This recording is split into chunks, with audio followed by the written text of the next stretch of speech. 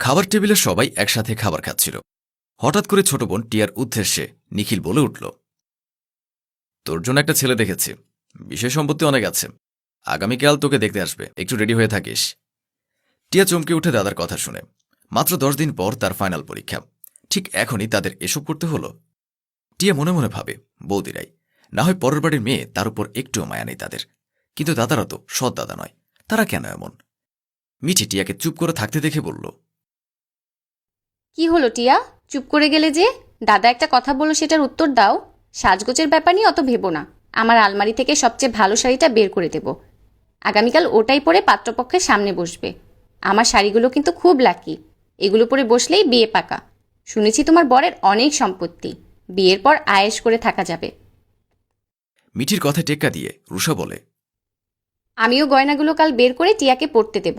আমার গায়ের গয়না পরলে এ বিয়ে কেউ আটকাতে পারবে না। দুই বৌদিকে এভাবে আলোচনা করতে দেখে টিয়া বলল, বৌদি, সারা বছর এত কষ্ট করে পড়াশোনা করলাম, মাত্র 10 দিন পর পরীক্ষা। এখন কি বিয়েটা না করলেই নয়? পরীক্ষাটা দিয়ে আমি না হয় সবকিছু করতাম।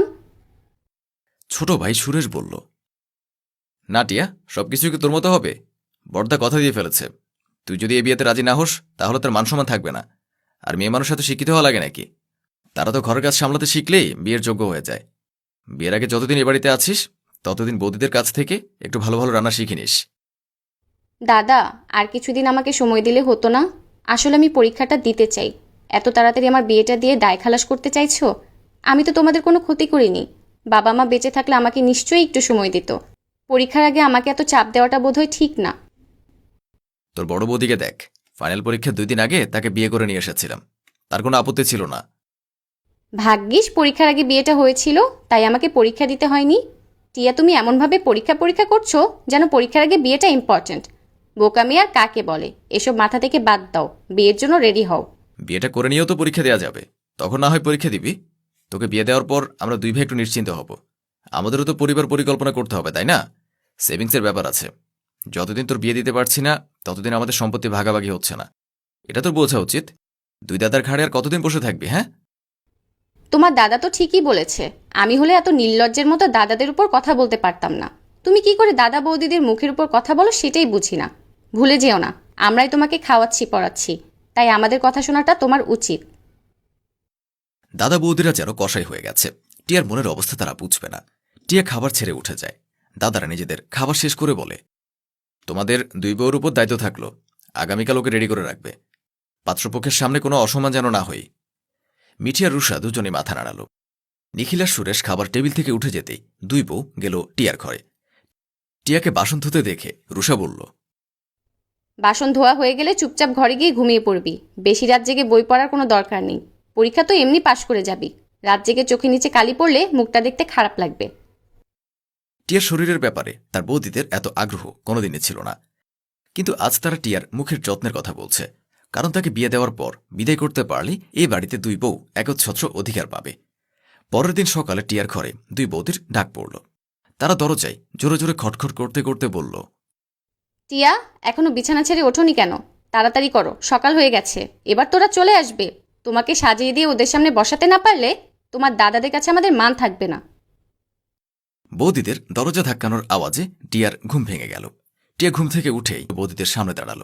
তারপর বলল, এই তো সবে সকাল 6টা বাজে, এখন থেকে এত তাড়াহুড়ো কেন করছো? আমাকে বিয়ে দিয়ে তাড়াতে পারলেই বুঝি তোমাদের শান্তি? এভাবে কেন বলছো?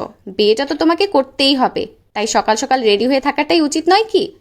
এরপর ওরা চলে এলে তখন আবার তাড়াহুড়ো লাগবে। বৌদিদের কথায় অগত্যা রেডি হতে হলো টিয়াকে। পাত্রপক্ষ আসতে আর দেরি নেই। টিয়া যখন পাত্রপক্ষের জন্য অপেক্ষা করছিল তখন সোফায় বসে ওর দাদা বৌদিরা আলোচনা করছিল। দেখ ভাই, আমি যেহেতু এতদিন বেশি খরচে করেছি, তার নগদ টাকার পরিমাণটাও কিন্তু আমি বেশি নেব। সেসব বলে কি করে হবে দাদা? ভাগাভাগিটা 2 ভাইয়ের মধ্যে সমান সমান হওয়া দরকার। তুমি এতদিন বেশি খরচা করেছো বলে তুমি বেশি নিবে, সেটা তো আর হতে পারে না। 2 ভাইয়ের মধ্যে তো আলোচনা হচ্ছে, মাঝখানে তুই কথা বলছিস কেন? জানিস না বাড়ির মেয়েরা মাঝখানে কথা বলাটা ঠিক নয়? আমি যখন বড় দিদি হয়ে কিছু বলছি না, তখন তুইও চুপ করে থাক। ভাগাভাগিটা ওরা 2 ভাই ভালো মতো বুঝে নিক। না দিদি, নিজের দিকে ভাগটা বেশি আছে বলে আজ তুমি এরকম ভাবে বলছো। যদি তোমার দিকে ভাগ কম থাকতো তাহলে তুমিও মাঝখানেই কথা বলতে। দাদাকে বলো টাকার পরিমাণটা দুজনের মধ্যে সমান সমান ভাগ করতে, না হলে কিন্তু খুব খারাপ হয়ে যাবে। দেখছো দুই ভাই মিলে যখন কথা বলছি তখন দুই ভাইয়ের কথা না বললে কি চলছিল না? আমরা নিজেদের মধ্যে ব্যাপারটা গুছিয়ে নেব, তাই না? চুপ করো তোমরা। আচ্ছা ঠিক আছে দাদা, তুমি যখন বলছো টাকার পরিমাণটা বেশি নেবে তখন গয়নার দিকটা আমাকে দিও। ঠিক আছে ঠিক আছে, সে দেখা যাবে ক্ষণ। এবার একটু সিরিয়াস হওয়া যাক।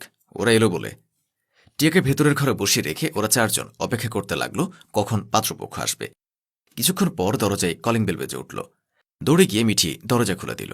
তারপর সে দেখল একজন পুরুষ আর তার সঙ্গে একজন বয়স্ক মহিলা দাঁড়িয়ে আছেন। বয়স্ক মহিলা হাত ধরে ছেলেটিকে ঘরের ভেতরে নিয়ে এসে মিঠিকে নমস্কার জানিয়ে বলল, নমস্কার। আপনি বোধহয় মেয়ের ছোট বৌদি, তাই না? দেখেই বোঝা যাচ্ছে। আমি হলাম ছেলের মা, আর এই আমার ছেলে সুমন। নিখিল আর সুরেশ সোফা ছেড়ে উঠে দাঁড়াল। তারপর নিখিল তার বউ রুষাকে বলল, ওনাদের জন্য জলখাবারের ব্যবস্থা করো, আর ভেতরের ঘরে গিয়ে টিয়াকে নিয়ে এসো। ওনারা ততক্ষণ এখানেই বসুক। ফাঁকা সোফার মধ্যে বসলেন অরুণা দেবী আর তার ছেলে সুমন। নিজের ছেলেকে গাইড করছিলেন, হাত ধরে বসিয়ে দিচ্ছিলেন। মিঠি ঘরের ভেতরে গিয়ে টিয়াকে নিয়ে এলো।